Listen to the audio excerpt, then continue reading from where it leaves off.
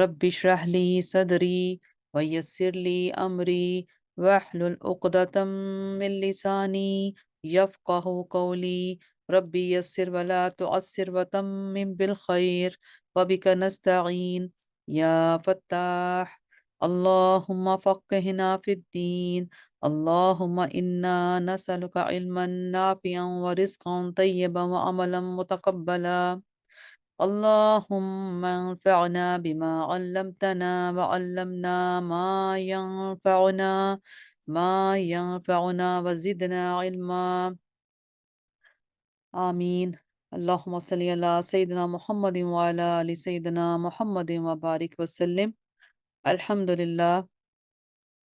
سورہ بقرہ کی آیت نمبر 120 اور 21 کی تلاوت ہوئی، جز 1، اور انشاءاللہ اس کا ترجمہ بھی جو ہے آگے پڑھتی ہوں۔ وَلَن تَرْضَىٰ عَنْكَ الْيَهُودُ، اور یہود اور نصارہ آپ سے ہرگز راضی نہیں ہوں گے حتیٰ کہ آپ ان کی ملت کی پیروی کریں۔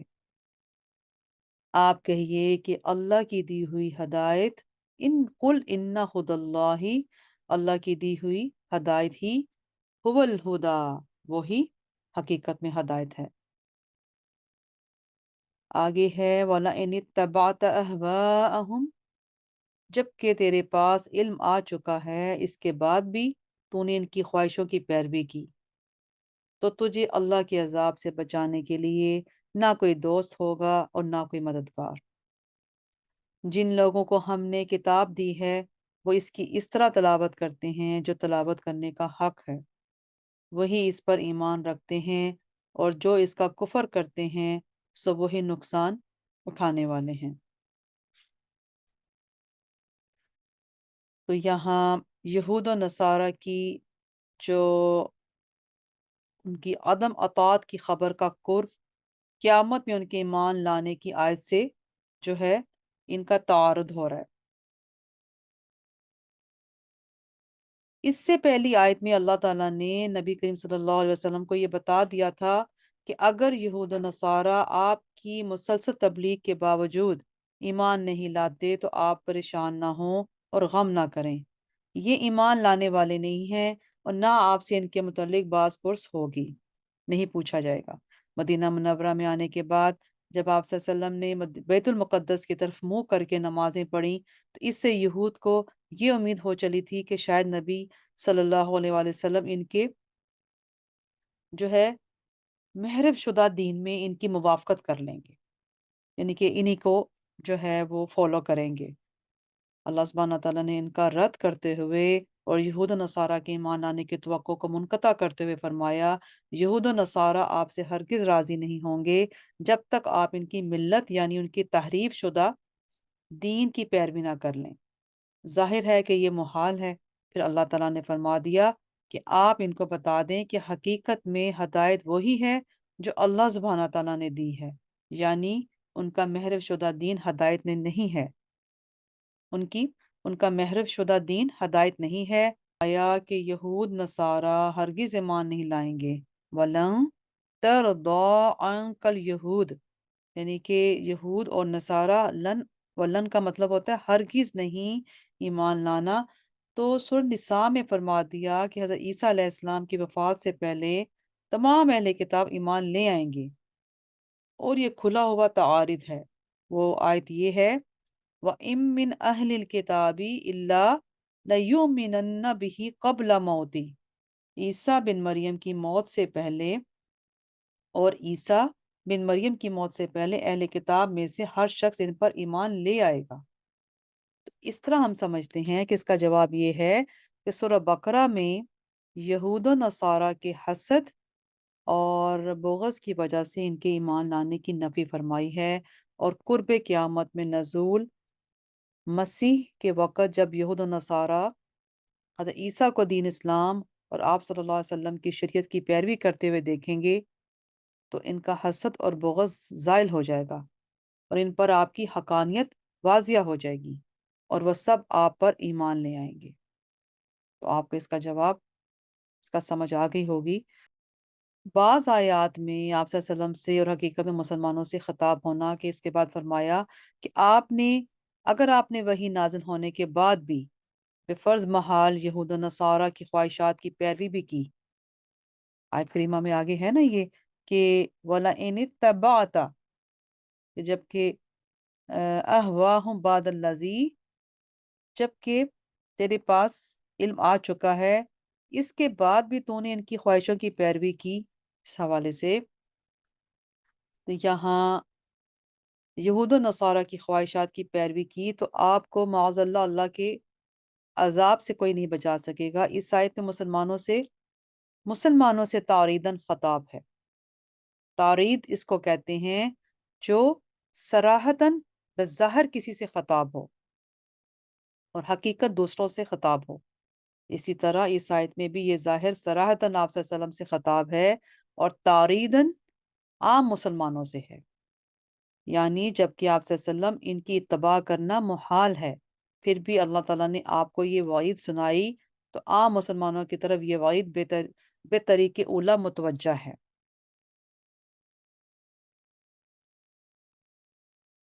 यहाँ इसकी नज़ीर ये आयत है कि आयत करीमा है लइन अशरकता लयज लइन अशरकता लयहबतन्न अमलुक, अगर बेफर्ज महाल आपने भी शिरक किया तो आपके अमाल जाया हो जाएंगे। सूरह अज़-ज़ुमर में इस आयत में भी आम मुसलमानों को तारीद है।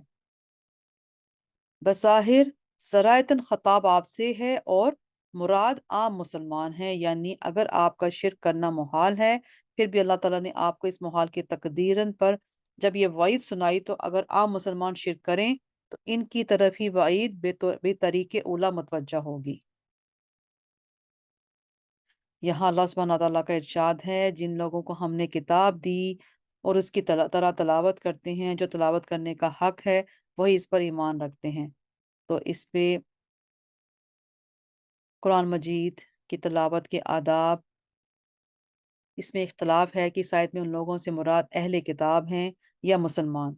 एक कौल ये है कि इससे मुराद अहले किताब हैं क्योंकि इससे पहली आयत में भी अहले किताब का जिक्र है और पहले अहले किताब में इन लोगों की मजम्मत की थी जिन्होंने तौरात में तहरीफ की और कच बहसी हट धर्मी का इजहार किया। अब इन अहले किताब का जिक्र है जिन्होंने तहरीफ नहीं की, तो रात में आप सल्लल्लाहु अलैहि वसल्लम की निशानियां पढ़कर आप पर ईमान ले आए। जैसे हजरत अब्दुल्ला बिन सलाम जैसी हजरत अब्दुल्ला बिन सलाम रज़ियल्लाहु ताला अन्हो और तौरात की तिलावत करना जिस तरह तलावत करने का हक है। इससे मुराद ये है कि इसको बगैर तहरीफ के पढ़ना या उसको पढ़कर उसके अहकाम पर अमल करना। दूसरा कौल ये है कि इन लोगों से मुराद मुसलमान हैं और इन लोगों से मुराद मुसलमान हैं और किताब से मुराद कुरान पाक है, क्योंकि इस आयत में ये फरमाया कि जो किताब की इस तरह तलावत करते हैं जो तलावत करने का हक है। इस आयत में किताब की तलावत करने की तारीफ की है और ये सिर्फ कुरान मजीद की है। हज़रत उमर रज़ियल्लाहु ताला अन्हु रसूलुल्लाह सल्लल्लाहु अलैहि वसल्लम के सामने तौरात पढ़ रहे थे तो आप सल्लल्लाहु अलैहि वसल्लम पर का चेहरा मुतगय्यर हो गया। आपने फरमाया अगर अब मूसा जिंदा होते तो इनके लिए मेरी इत्तबा के सिवा और कोई चारा कार ना होता। इसलिए मुतय्यन हो गया कि यहाँ किताब से मुराद कुरान मजीद है और इसकी तलावत का हक ये है कि कुरान मजीद की तलावत करते हुए उसके मानी पर गौर करना और अगर जन्नत या आयत या रहमत को पढ़े तो उसको तलब करे, अजाब की आयत पढ़े तो उससे पनाह मांगे, अगर नेक लोगों की सिफात पढ़े तो उनको अपनाने की दुआ करे, बुरे लोगों का जिक्र पढ़े तो ऐसे अमाल से महफूज रहने की दुआ करे, अहकाम की आयत पढ़े तो उन पर अमल करने की तौफीक तलब करे। कुरान मजीद की तिलावत इस तरह करे कि इसके तकाज़ों पर अमल करे। कुरान मजीद को खुशू और खुदू से पढ़े, आयात गज़ब को पढ़कर उस पर खौफ तारी हो और उसके बदन के रोंगटे खड़े हो जाएं।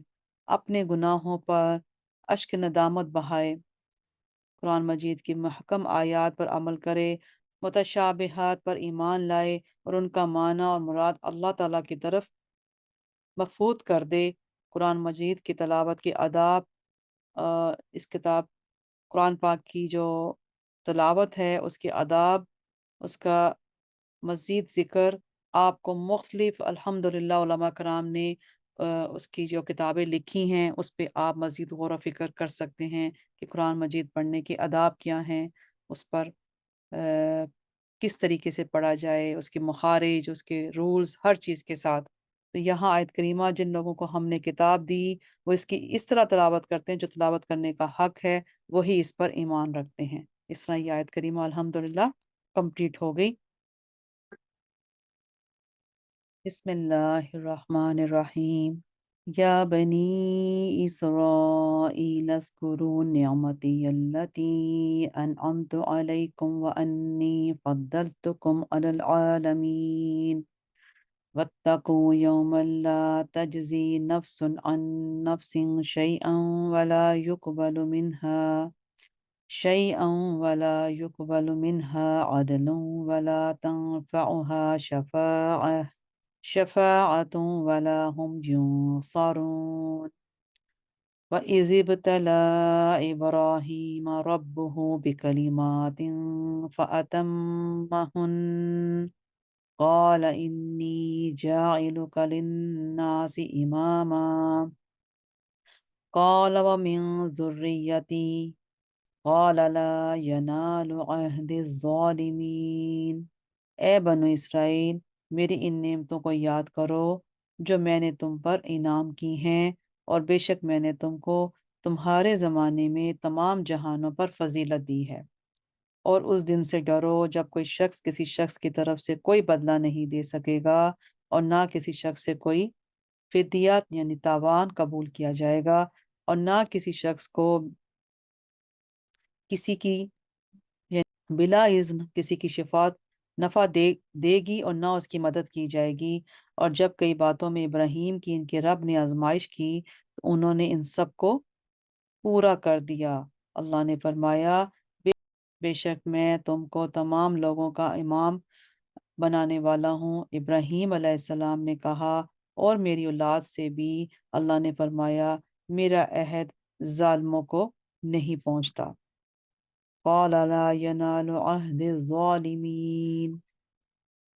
تو یہاں آیت کریمہ جو ہے 122 سے 124 تک انشاءاللہ اس کا جو ہے اس کی مختصر تفسیر بھی پڑھنے کی کوشش کرتی ہوں کہ یہاں نسبت ابراہیم کی وجہ سے یہودوں اور نصارہ اور مشرکین پر دین اسلام کا حجت ہے۔ پہلی دو آیتوں کی جو تفسیر ہے سورہ بقرہ کی آیت نمبر 48 اور 47 اور 48 جو ہے، جس میں یہ گزر چکی کہ تیسری آیت میں ارشاد ہے کہ جب کئی باتوں میں ابراہیم کی ان کے رب نے آزمائش کی، 140 جو ہے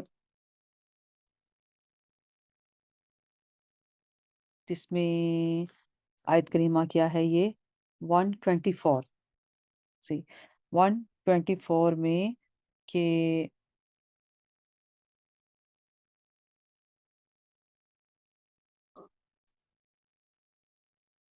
وَإِذِ ابْتَلَى 124 کی آیت کریمہ ہے کہ جب کئی باتوں میں ابراہیم کی ان کے رب نے آزمائش کی، وَإِذِ ابْتَلَى إِبْرَاهِيمَ رَبُّهُ بِكَلِمَاتٍ فَأَتَمَّهُنَّ۔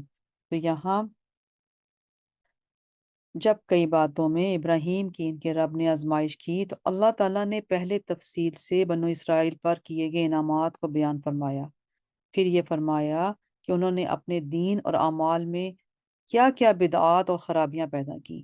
اس کے بعد حضرت ابراہیم علیہ السلام کا قصہ شروع فرمایا، اور اس کی حکمت یہ ہے کہ حضرت ابراہیم علیہ السلام ایسے شخص ہیں کہ تمام دین یعنی کہ ادیان، دین کی جمع ہوتی ہے ادیان، اور مذاہب کے پیروکار ان کی فضیلت کا اعتراف کرتے ہیں، اور مشرکین مکہ بھی اس پر فخر کرتے تھے۔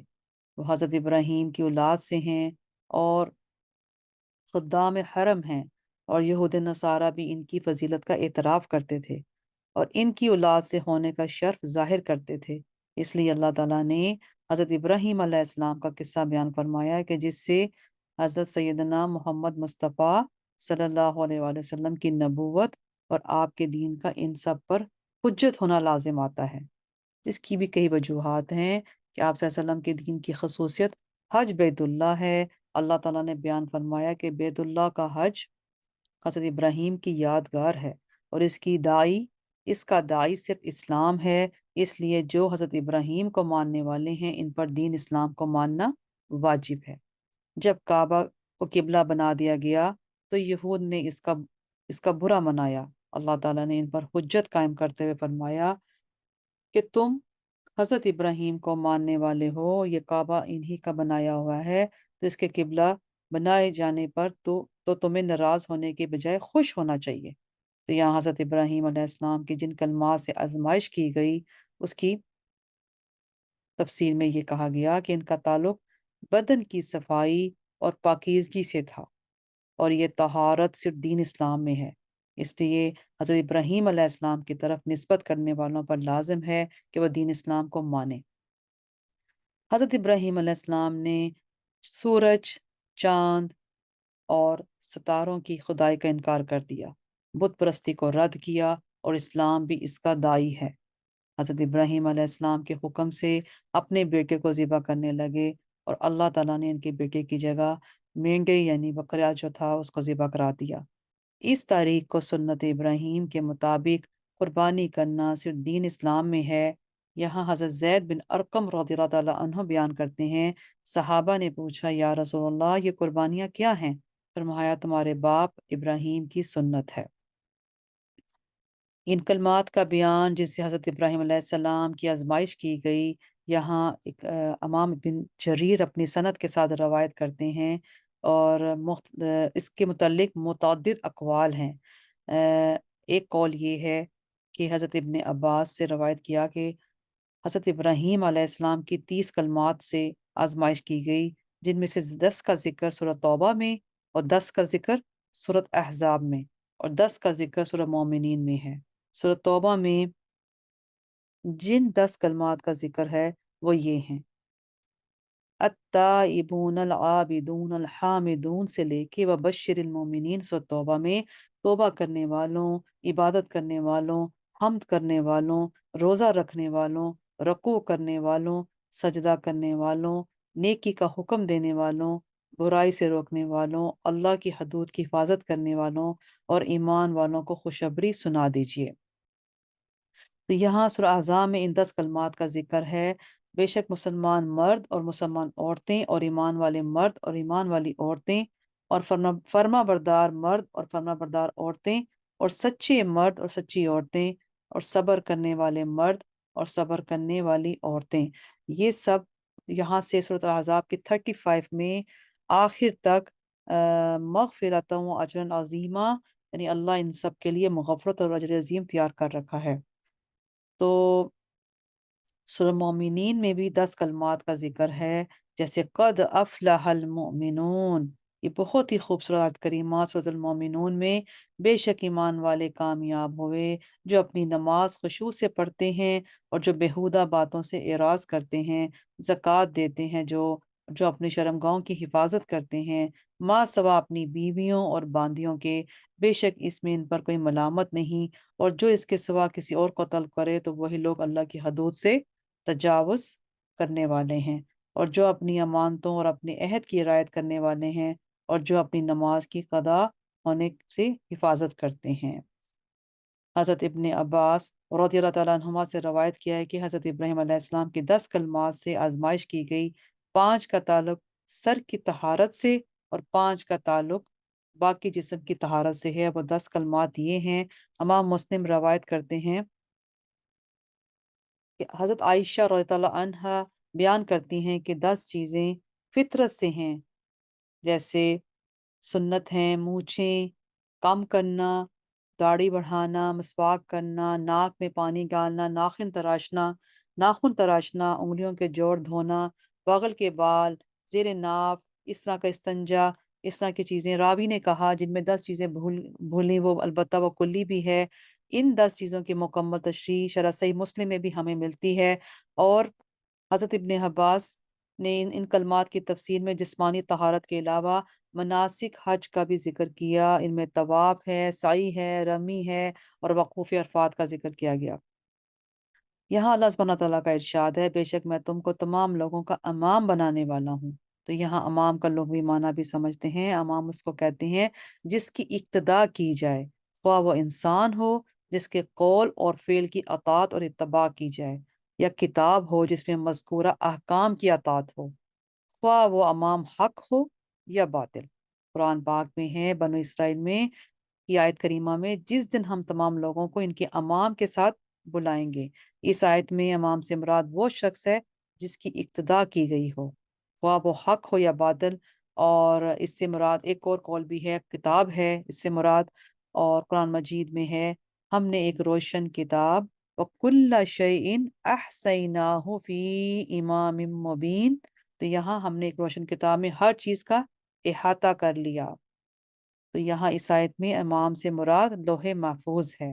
سب آیت کریمہ کے اپنے میننگز کے حساب سے بات کو جو ہے الحمدللہ سمجھنا پڑتا ہے۔ اہل سنت کے نزدیک امام کا شرعی معنی، جب امام کا لفظ مطلقاً بولا جائے تو اس سے مراد وہ شخص ہوتا ہے جن کی منہاج نبوت پر امور دین میں پیروی کی جائے۔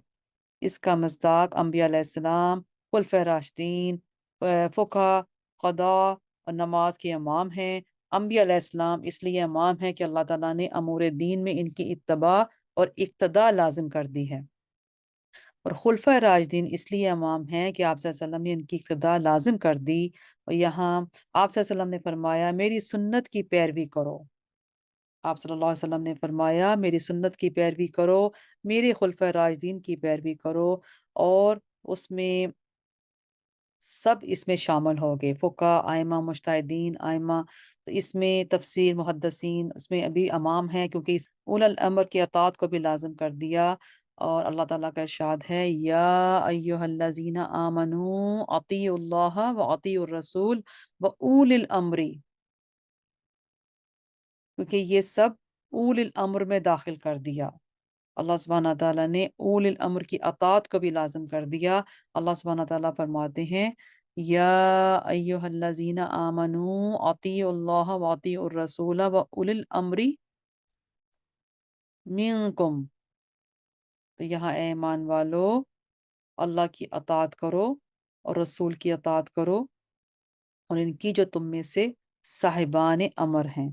اور نماز کے امام کو اس لیے امام کہا جاتا ہے کہ حضرت انس رضی اللہ تعالیٰ عنہ بیان کرتے ہیں کہ آپ صلی اللہ علیہ وآلہ وسلم نے ارشاد فرمایا امام کو اس لیے امام بنایا گیا کہ اس کی اقتداء کی جائے، جب وہ قیام کرے تو قیام کرو، جب وہ رکوع کرے تو رکوع کرو، اور جب وہ سجدہ کرے تو سجدہ کرو۔ انبیاء علیہ السلام کا امامت میں سب سے اعلیٰ مرتبہ ہے، پھر خلفۂ راشدین ہیں، پھر علماء فقہا جیسے آپ کو بتایا، اس میں پھر مجتہدین بھی ہیں، عادل قاضی، نماز کے امام۔ جب امام سے مراد امام باطل ہو تو اس کے ساتھ کوئی ایسا قرینہ ہوتا ہے اس پر دلالت ہو کہ یہاں امام باطل مراد ہے، تو قرآن پاک میں کیا ہے؟ فرمایا کہ فَقَاتِلُوا أَئِمَّةَ الْكُفْرِ، کفر کے اماموں سے قتال کرو، وَجَعَلْنَاهُمْ أَئِمَّةً يَدْعُونَ إِلَى النَّارِ، ہم نے ان کو ایسا امام بنایا کہ وہ لوگوں کو دوزخ کی طرف بلاتے ہیں۔ دیکھا آپ نے فرق کہ دو طرح کا امام، ایک حق کا بھی اور ایک باطل کا بھی۔ اللہ تعالیٰ ہمیشہ حق کے امام کے پیچھے یعنی اقتداء کرنے کی ہمیشہ جو ہے ملت ابراہیم جو اس کی توفیق عطا فرمائے، اور ہم ایمان کی بالغیب پر ایمان لاتے ہیں، اور ہمارا یہی جو ہے اس پر الحمدللہ پورا ایمان ہے۔ یہاں تمام مسلمانوں کے امیر کو بھی امام کہتے ہیں۔ اس کی اس کی تعریف یہ ہے کہ جو شخص نبی کریم صلی اللہ علیہ وسلم کا نائب اور خلیفہ ہو، اس کو دین اور دنیا کے تمام امور میں ریاست عامہ حاصل ہو۔ امت کے لیے ایک امام ضروری ہے جو دین کے احکام کو زندہ کرے، سنت کو قائم کرے، مظلوموں کے ساتھ انصاف کرے، حقداروں کو ان کے حقوق پہنچا دے۔ اور امام کے تقرر کے لیے یہ شرط ہے کہ وہ مکلف ہو، مسلمان ہو، نیک ہو، آزاد ہو، مرد ہو، مجتہد ہو، بہادر ہو، صاحب رائے ہو، یعنی کہ امام کے تقرر کے لیے شرط ہے کہ وہ مکلف ہو، مسلمان ہو، نیک ہو، آزاد ہو، مرد ہو، مجتہد ہو، बहादुर हो, साहिब राय। तो इसमें ये चीज़ें आपको अल्हम्दुलिल्लाह कितनी अच्छी हमें समझने को मिली। अल्लाह ताला हमें हमेशा अपने दीन पर जो है चलने की और उसके अहकाम शरीयत के साथ चलने की तौफीक अता फरमाए। हज़रत इब्न उमर से रवायत किया है कि आप सल्लल्लाहु अलैहि वसल्लम ने फरमाया, जो तुम में से सबसे बेहतर हों उनको इमाम बनाओ, और इमाम बनाने का मरहला ऐसा हो कि उस शख्स को इमाम बनाया जाए जो आलिम और मुत्तकी हो। अल्लाह सुब्हाना ताला फरमाते हैं, आयत करीमा आगे पढ़ती हूँ, जिसमें मेरी इब्राहीम ने कहा और मेरी और औलाद से भी अल्लाह ने फरमाया मेरा अहद ज़ालिमों को नहीं पहुँचता। तो यहाँ हज़रत इब्राहीम अलैहिस्सलाम ने अपनी औलाद में से बाज़ के लिए इमामत की दुआ की। अल्लाह ताला ने फरमाया मेरा अहद ज़ालिमों को नहीं पहुँचता। हज़रत इब्राहीम अलैहिस्सलाम को इल्म था कि ज़ालिम और काफ़िर इमाम नहीं बन सकते, लेकिन इस दुआ के वक़्त उनका ज़हन इस तरफ मुतवज्जा नहीं था, इसलिए उन्होंने अपनी दुआ में ये क़ैद नहीं लगाई कि मेरी औलाद में से मोमिनीन और सालिहीन को अमामत अता फरमा, और मुतलकन अर्ज किया था, और मेरी औलाद से भी अल्लाह ताला ने मसला वाज़ा करने के लिए फरमा दिया कि मेरा अहद जालिमों को नहीं पहुंचता। तो यहाँ हज़रत इब्राहीम अलैहिस्सलाम ने क्या किया कि सिर्फ और सिर्फ एक मुतलकन अर्ज किया था कि मेरी मेरी औलाद से भी अल्लाह ताला ने यहाँ मसले को फिर वाज़ा कर दिया।